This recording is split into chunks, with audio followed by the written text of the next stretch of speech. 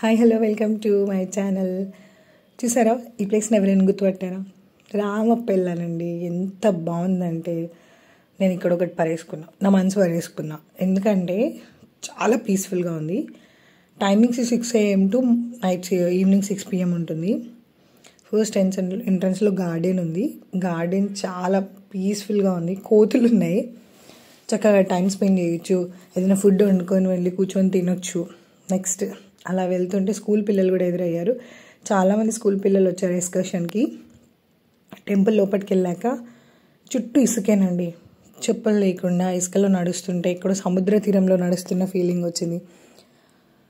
అస్సలు దీంట్లో ఏదో ఒక తెలియని మ్యాజిక్ అండి. ఆ ప్లేస్లో వెళ్ళండి, ఎంత బాగుందంటే చాలా చాలా చాలా బాగుంది.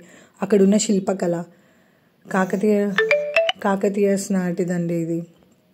ప్రతిదీ వినాయక టెంపుల్ ఉంది. నెక్స్ట్ ఒక్కొక్క రాతి మీద విగ్రహాలు, ఆ చెక్కిన విధానం. అందుకేనేమోనండి యునెస్కోలో దీనికి స్థానం వచ్చింది.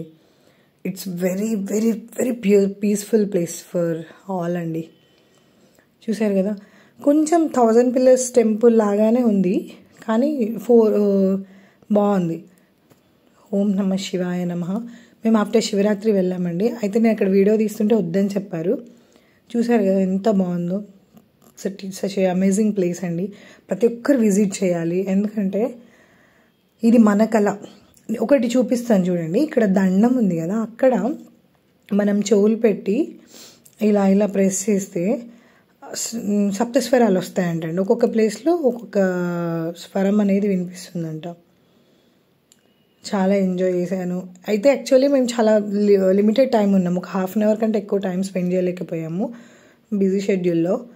బట్ వెళ్ళాలి. 1 day ఫుల్ డే అక్కడ ఉండి మనం హ్యాపీగా ప్లేస్ని ఎంజాయ్ చేయొచ్చు.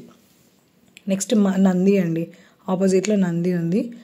చాలా చాలా చాలా పీస్ఫుల్ ప్లేస్.